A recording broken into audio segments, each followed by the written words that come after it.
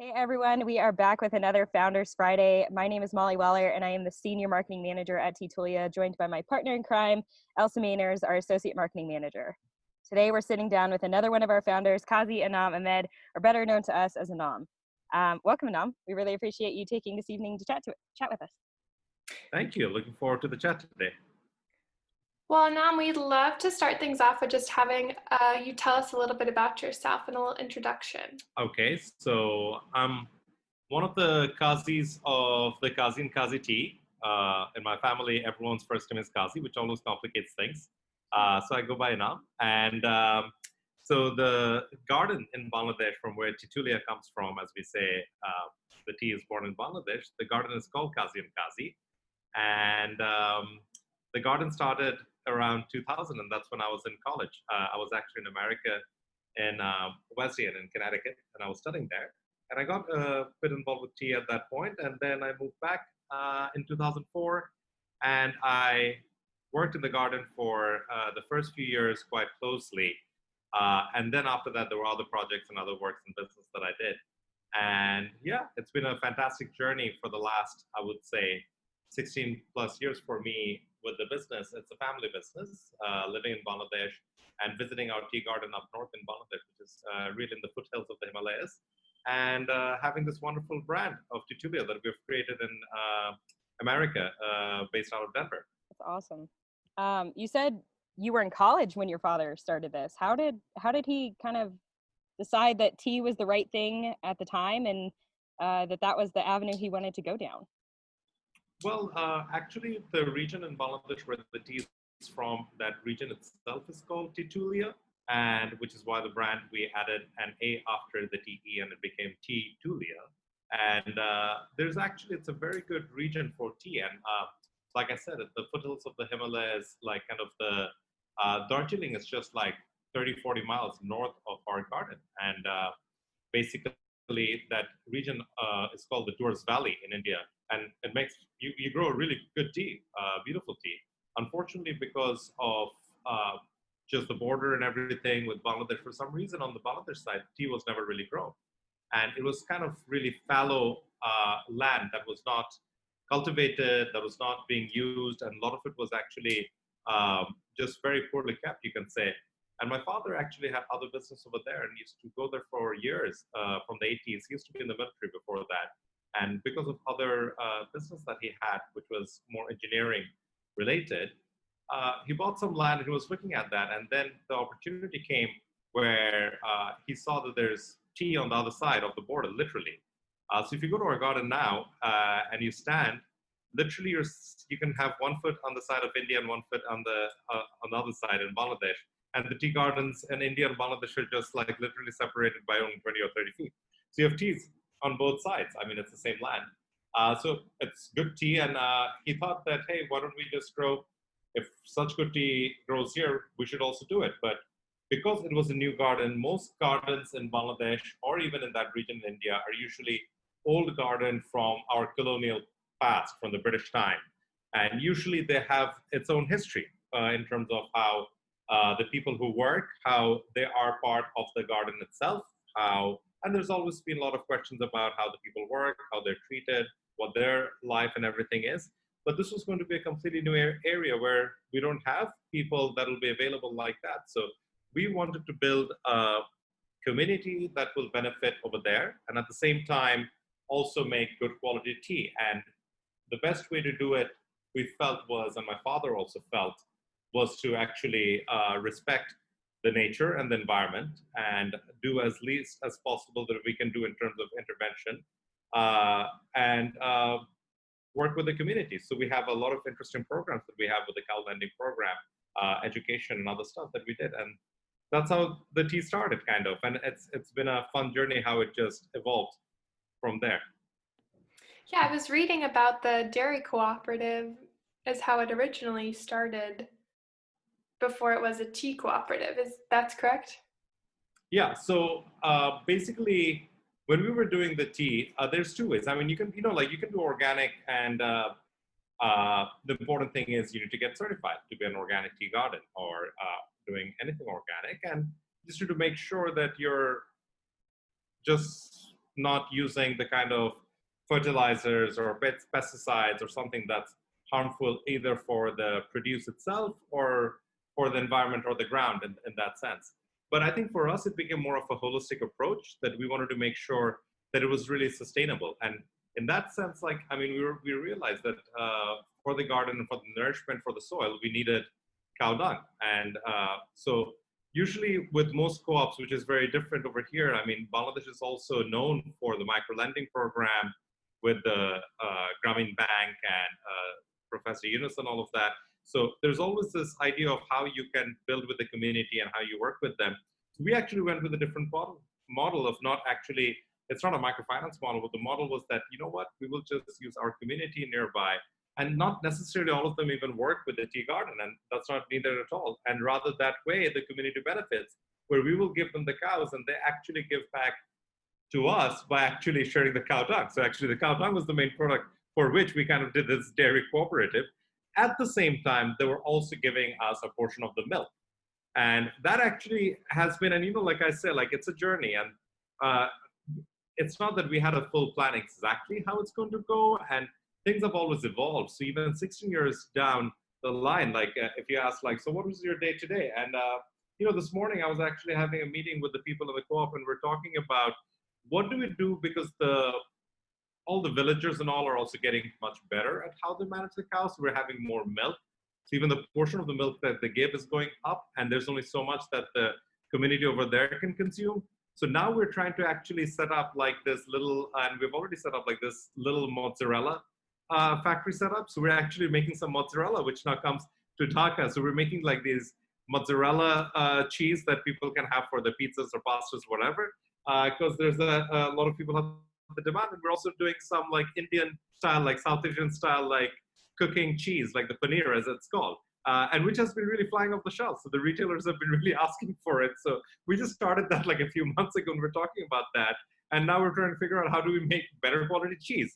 So like one thing is always left to another thing, like as we've already seen with our garden. Yeah, I am just so impressed with like the integrative nature and your ability to adapt. And I was wondering if you would speak a little bit to the actual growing process of the tea, and talk about the Fukuoka farming method.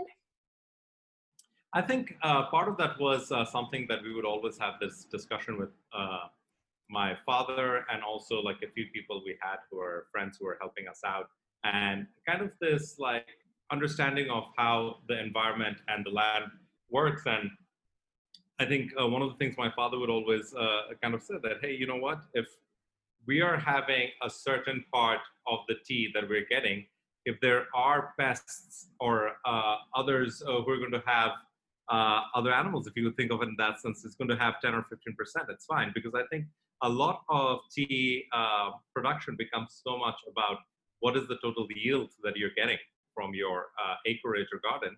It becomes how do you maximize it, and that's where it becomes that you start thinking about what kind of pesticides are you using. But the truth is, sometimes even some of the, like one of the things that we'll always face is like you get something called, this very little bug, it's called the red spider.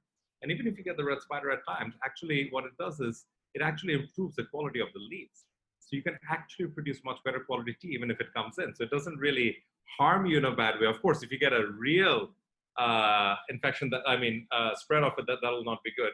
But it's all about how you manage it. And even over there, you actually we actually work with a lot of herb trees like neem tree and other trees, which actually a Basika tree, which actually help, where we were able to use the leaves and grind them and ways to actually mix it with water, mix with other things to spray it to work as a natural pesticide. But I think it's that finding that right balance and not feeling that you have to get the maximum yield all the time. So in that sense, I guess with the Fukuoka method, like we've kind of felt like, let's not try to change how that environment works in terms of focusing too much about artificial irrigation or pesticide usage or fertilizer usage. And the truth is, even using a lot of organic fertilizer that we could have gone from outside. Instead, how do we make this whole ecosystem and cycle that works, and it works within the garden, within that area, and not something that we're having to bring from way outside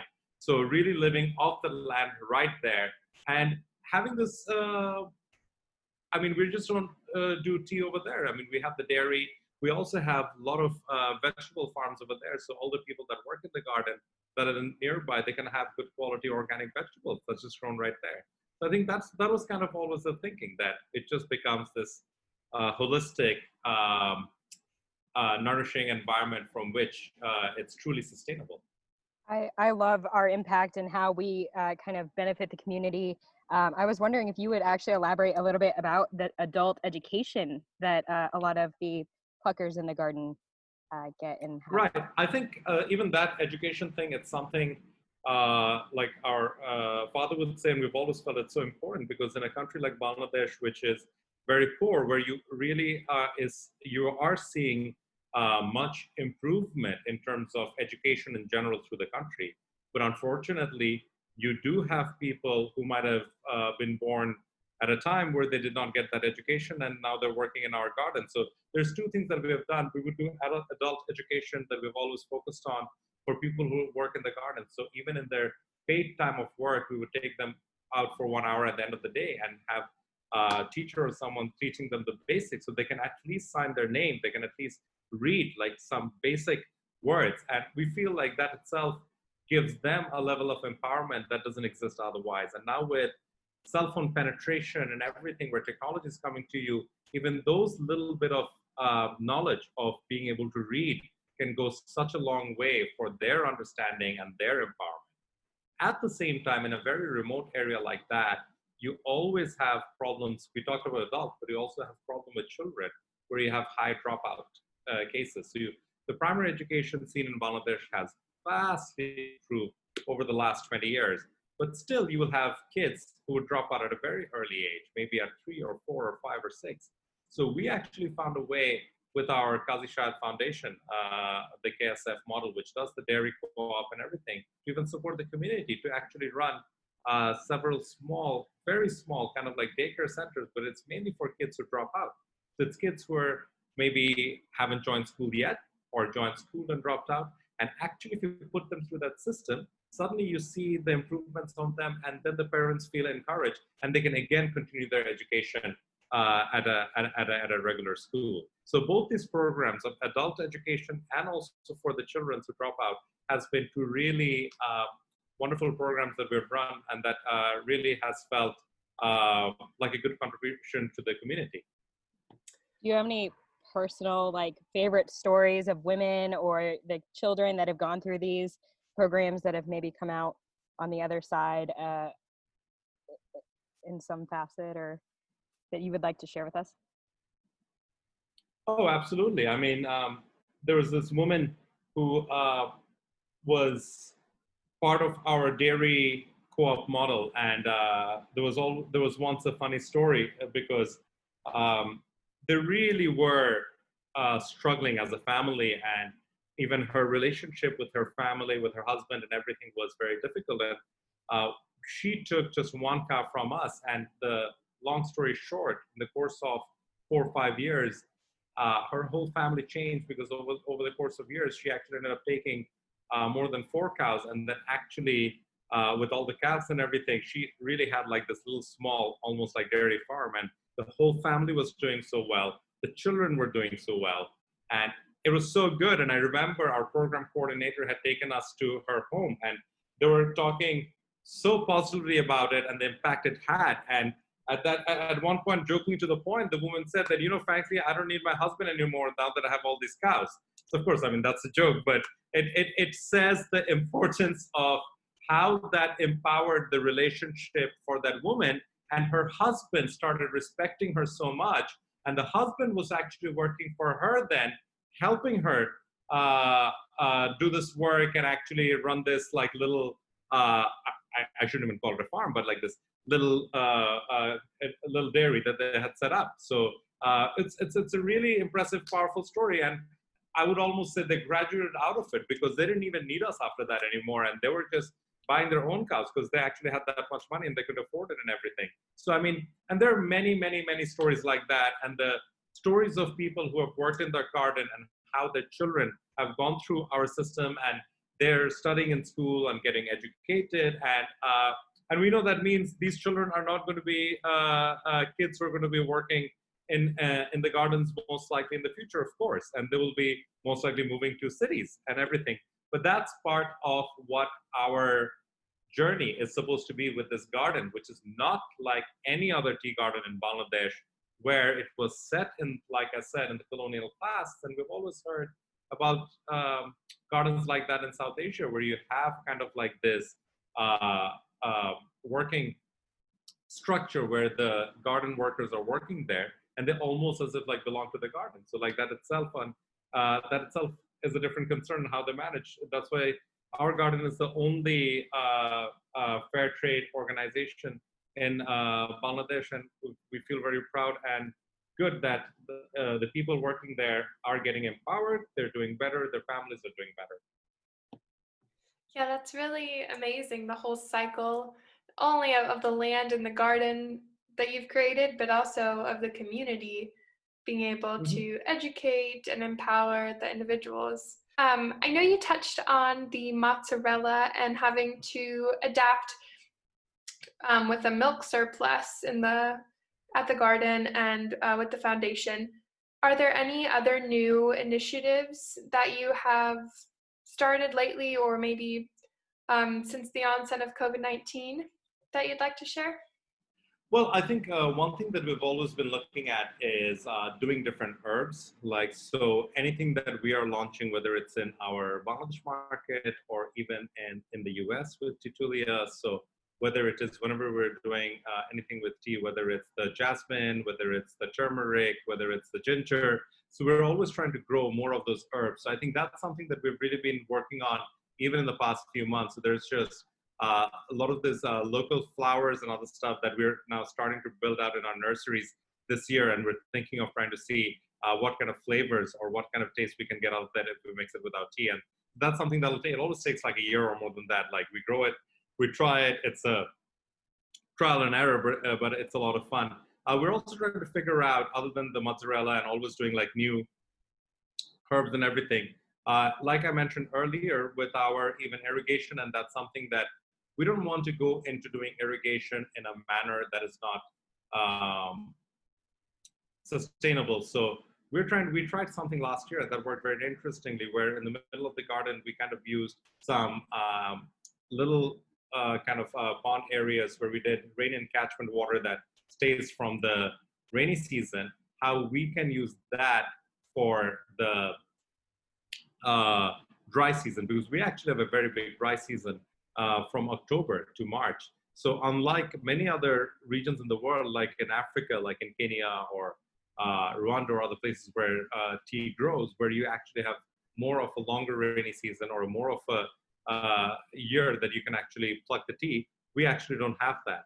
So if we can actually do irrigation with like, we don't want to go underground to get water, we want to get it from like rainwater harvesting that we do and use that. That would actually help us get a better irrigation for the dry season. So that's something that we've been working on. Unfortunately, because of COVID, it took a bit of a hit, but we'll again work on it in the course of the year. For a little bit of context, how much rainfall, you might not know this, but do you know like the rainfall you get in the dry season versus the wet season? Oh my God, I won't be able to give the exact number. We always look at it off the top of the head, but the dry season I actually mean from October to March sometimes, we literally get no rain. Like it's not even a droplet of rain. I mean, sometimes we would get maybe literally something like just 2 inches in the course of 5 months. And then when it comes to rainy season, you could actually have like days where you're getting like more than like a couple of inches of rain. It's like a whole month, which is like this year we actually, after in 2 decades for the first time, we actually had some flooding in our garden, which we've never had. So we had incredible amount of rain that took place this year. So the person who manages the garden, Shoaib, he always laughs and says, I wish I could just take portion of this rain of the rainy season and spread it through the dry season. Because the amount of the rain that we get in the middle of the year, we wish we could have spread it in other part. That would be brilliant. But hey, that's nature. That's the way it works. We can't control that. My question goes back just a little bit further, honestly. When you guys were exploring the United States, what kind of made you make that leap into this market versus any other market after? Yeah, so that's actually an interesting part because I was actually the first person. I happened to, so I was going to college in Connecticut, Wesleyan, and I happened to be sitting at this was my junior year in college, and I was sitting at my aunt's place for a dinner where I met this Sri Lankan person, and his father was the first organic tea garden manager in Sri Lanka in the 80s. And I said, hey, my dad is doing a garden. It's going to be an organic garden. Can I call your dad? And he was like, yeah, sure. And so this person, his name is Manjeev, he had connected me with his dad, Manik, and I got in touch with him. And he was a very friendly person. He said, hey, you know what? There's the tea festival that takes place, like this tea conference in Las Vegas. It happens every year in March. Why don't you swing by and I'll meet you and I'll show you like how tea market works here and then the scene for organic tea if you ever want to. And it was my spring break, so in March. So instead of going down to Florida, I actually went to Las Vegas to attend this. So I bought a suit, I went there, and I walked around, and I was like, all right, so this is how people sell tea. And the next year, I had gone back to Bangladesh, and I joined the family business, and I worked in the garden. I was like, hey, I need to go back again.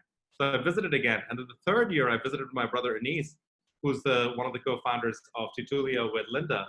And me and Anis went there, and I was like, hey, we need to take some tea and sell it.